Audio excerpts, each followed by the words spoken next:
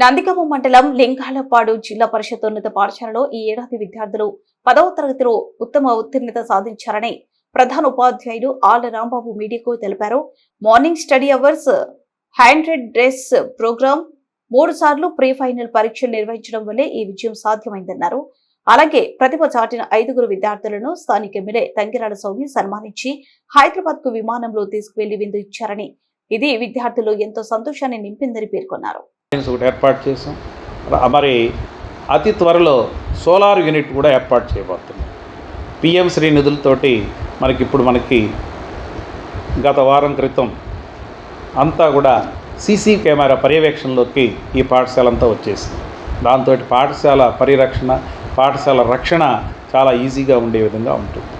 దీనితో పాటు ఈ విద్యా సంవత్సరం బోధనలో అనేక రకాలైనటువంటి మార్పులు తీసుకురావడం జరిగింది.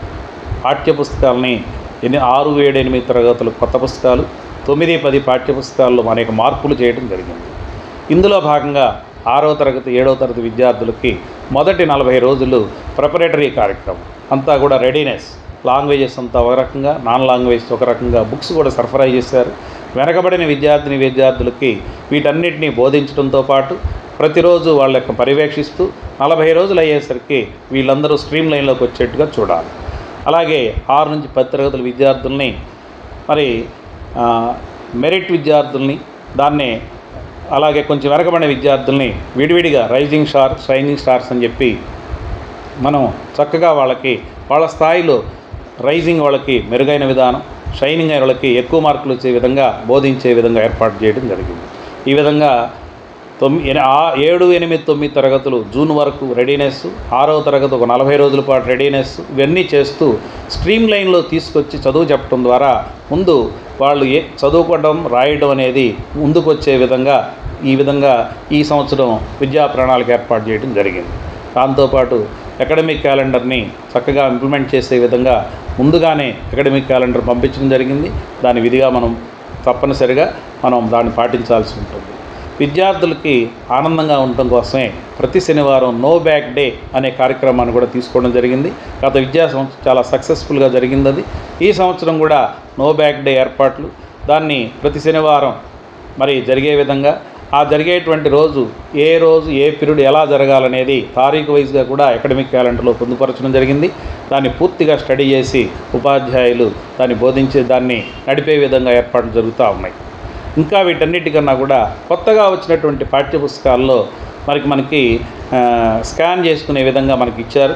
ఏదైనా పాఠ్యాంశం నుంచి మనం అదనంగా తెలుసుకోవాల్సినట్లయితే దాంట్లో క్యూఆర్ కోడ్ మీద స్కాన్ చేసుకున్నట్లయితే దాని నుంచి బోలెడంత సమాచారాన్ని పాఠ్యపుస్తకాలతో పాటు కాంపిటేటివ్ ఎగ్జామ్స్ కావాల్సినటువంటి ప్రశ్నల నిధిని కూడా తీసుకోవడానికి అవకాశం ఉంది. దీంతోపాటు దీక్షా ప్లాట్ఫారంని బాగా స్ట్రాంగ్ చేశారు. అందులో ఎవరైనా పిల్లలు పాఠ్యపుస్తకం ఎప్పటికప్పుడు దొరకపోయినా, టీచర్గా దొరకపోయినా ఇబ్బంది ఏమీ అక్కర్లేదు. దీక్షా ప్లాట్ఫారంలోకి వెళ్ళి సెర్చ్ చేసుకుంటే అన్ని పాఠ్యపుస్తకాలు దానిలో మనకు కనిపిస్తాయి. అలాగే ఆ పాఠ్యపుస్తకాల్లో ఏదైనా పాఠ్యాంశాన్ని తెలుసుకోవాల్సిన అనిపిస్తే దాన్ని ఓపెన్ చేస్తే అందులో చక్కగా టెక్స్ట్ బుక్ ఎక్స్ప్లెనేషన్ మొత్తం ఉంటుంది, క్వశ్చన్ బ్యాంక్ ఉంటుంది, పరీక్ష రాసుకోవడానికి క్వశ్చన్ పేపర్ ఉంటుంది.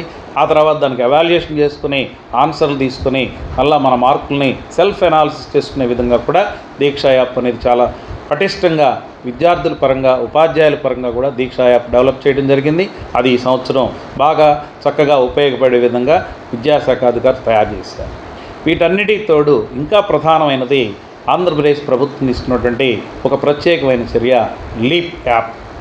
ఈ లీప్ యాప్లో ఏ రోజైనా సరే ఉదయం పాఠశాల 9 గంటల నుంచి 4 గంటల వరకు జరిగేటువంటి ప్రతి విషయాన్ని రాష్ట్ర ప్రభుత్వానికి సంబంధించినటువంటి అధికారులు కానీ, ప్రజాప్రతినిధులు కానీ, రాష్ట్ర స్థాయిలో కానీ, జిల్లా స్థాయిలో కానీ, నియోజకవర్గ స్థాయిలో కానీ వాళ్ళు కావాలనుకుంటే ఆన్ ద స్పాట్ ఏ పాఠశాలలో ఏం జరుగుతుంది, ఈరోజు విద్యార్థులు ఎంతమంది హాజరయ్యారు, ఉపాధ్యాయులు ఎంతమంది హాజరయ్యారు, మధ్యాహ్న భోజనం ఎంతమంది తీసుకోవడం జరిగింది, మధ్యాహ్న భోజనంలో ఏ రకమైన భోజనాలు పెట్టారనేటువంటి పూర్తి సమాచారం దాంట్లో ఉంటుంది.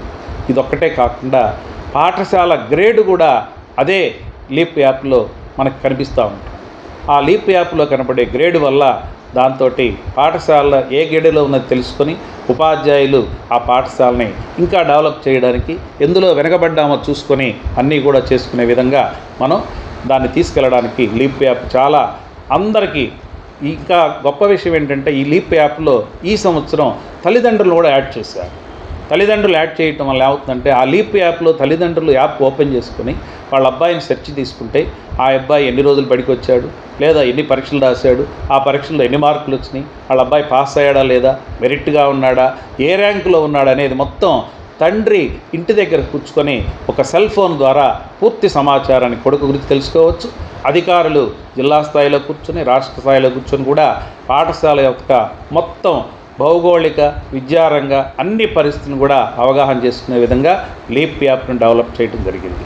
వీటన్నిటికి కూడా మనం ఎలా మరి ఉపాధ్యాయులు సన్నద్ధం అవ్వాలి, ప్రధాన ఉపాధ్యాయులతో ఎలా సమన్వయంతో ఉండాలనేటువంటి అన్ని విషయాలని మరి పాఠశాల ప్రారంభానికి ముందే జిల్లా అధికారులు సమావేశాలను ప్రధాన ఉపాధ్యాయులతో ఏర్పాటు చేయడం జరిగింది.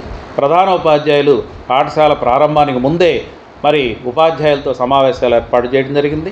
గత సమ్మర్లో కానివ్వండి, పాఠశాల ప్రారంభానికి వారం రోజుల ముందు కానివ్వండి, మరి గ్రామంలో కూడా ప్రతి వీధుల వెంటకి తిరిగి విద్యార్థుల్ని పాఠశాలలో చేర్పించడానికి ప్రయత్నాలు కూడా జరిగినాయి. ఈ ప్రయత్నాల్లో చాలా వరకు మరి సక్సెస్ కూడా జరిగింది. దీన్నే ప్రతిష్టాత్మకంగా రాష్ట్ర ప్రభుత్వం బడి పిలుస్తోంది అనేటువంటి వాహనం ద్వారా కూడా మరి ప్రతి గ్రామాన కూడా ప్రచారం నిర్వహించి ప్రభుత్వ పాఠశాలలో చేరే విధంగా చర్యలు తీసుకోబట్టే ఈరోజు ఒక్క ప్రైవేటు పాఠశాల నుంచే 134,000 మంది పైన విద్యార్థులు ఆంధ్రప్రదేశ్లో ప్రభుత్వ పాఠశాలలో చేరడం జరిగింది. దీనికి కృషి చేసినటువంటి పాఠశాల విద్యాశాఖ మంత్రి నారా లోకేష్ గారు, అలాగే ఈ మొత్తానికి దిశానిర్దేశం చేస్తున్నటువంటి చంద్రబాబు నాయుడు గారు, మరి కూటమి ప్రభుత్వంలో బలమైనటువంటి సలహాలు, బలమైనటువంటి మద్దతు ఇస్తున్నటువంటి పవన్ కళ్యాణ్ గారు, వీరందరి సమిష్టి కృషితోటి మరి ఈ కూటమి ప్రభుత్వంలో ప్రభుత్వ పాఠశాల బలోపేతానికి ఎంతో ప్రయత్నాలు జరుగుతూ ఉన్నాయి. దానిలో భాగంగానే 130,000 మంది విద్యార్థులు ప్రైవేటు పాఠశాల నుంచి ప్రభుత్వ పాఠశాలలో వచ్చిన నిదర్శనం. అలాగే పాఠశాల ప్రారంభం రోజుకే టెక్స్ట్ బుక్స్, నోట్ బుక్స్ 100% చాలా స్కూళ్ళకి ఏదైనా రవాణా సౌకర్యం లోపం వలన కానివ్వండి, ఇంకేదైనా చిన్న అవాంతరాల వల్ల 1-2 స్కూళ్ళు లేకపోయినా దాదాపుగా అందరూ కూడా సక్సెస్ఫుల్గా టెక్స్ట్ బుక్స్, నోట్ బుక్స్ అన్నీ కూడా ఇవ్వడం జరిగింది. అతి త్వరలోనే